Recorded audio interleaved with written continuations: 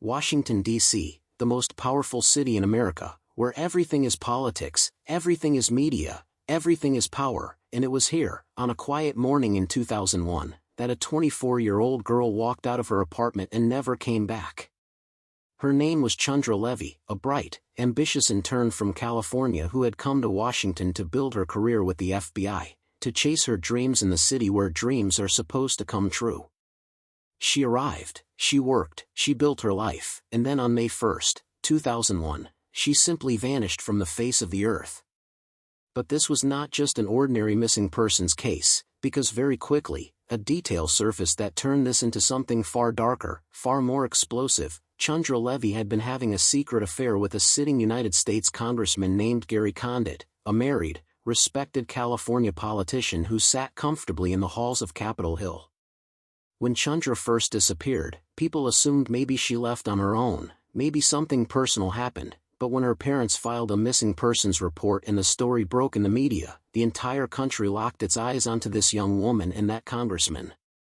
Gary Condit hid the affair for weeks, denied it publicly, misled investigators, gave evasive interviews, and in doing so, he painted a target on his own back, becoming in the eyes of millions the prime suspect in her disappearance, even though police never officially charged him with anything. For an entire year, Chandra was nowhere. D.C. police were working the case, the FBI was involved, the media was spinning new theories every single day, and then in May 2002, a man was walking his dog through Rock Creek Park when the dog caught a scent in a remote wooded area, and there, less than a mile from Chandra's own apartment, her skeletal remains were found. The case was now a murder. The question was now who? The media storm around Gary Condit was deafening, but investigators could not build a case against him, no physical evidence, no solid connection, nothing that would hold up in a courtroom. Then, years later, a new name emerged, Ingmar Guandique, an undocumented immigrant from El Salvador who was already sitting in prison for attacking 2 other women in that very same Rock Creek Park.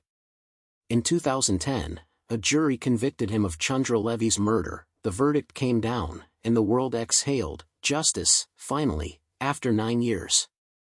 Except the story was not done. In 2016, prosecutors themselves walked into court and admitted that their star witness, a fellow inmate who had testified that Guandique confessed to the murder, was himself a deeply unreliable liar with his own agenda. The charges were dropped. Guandique was released and deported to Mexico.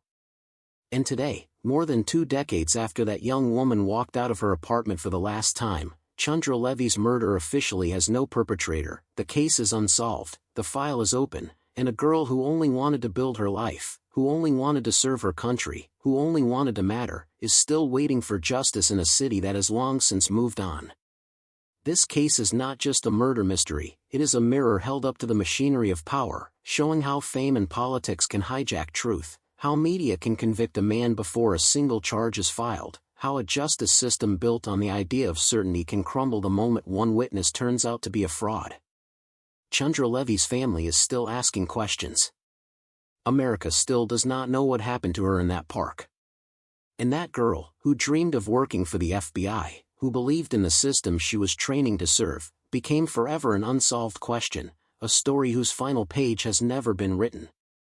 And before we go any further, if this kind of story hits you the way it hits me, if you believe that cases like Chandra's deserve to be talked about, deserve to be remembered, deserve to never be forgotten, then hit that like button right now, because every like tells the algorithm that this story matters, that this woman matters, and it helps this channel reach more people who care about truth and justice the same way you do.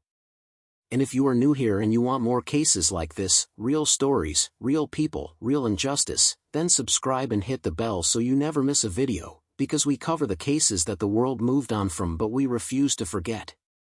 Now drop a comment below and tell me, do you think Gary Condit knew more than he ever admitted? Do you think Guandique was actually guilty and simply walked free because of a prosecutorial mistake? Or do you believe the real killer is still out there somewhere, living freely, watching all of this unfold? Because I read every single comment and I want to know what you think. This is not just my investigation, it is ours, and the conversation in the comments is where the real discussion happens. Chandra Levy deserved justice. She deserved answers. She deserved for someone to fight for her the way her parents fought for decades with nothing but hope and heartbreak. So let us keep fighting for her, with our voices, with our questions, with our refusal to let her story die in silence. You said, is script M or Kiki H Siliki H or history Gara Psi H?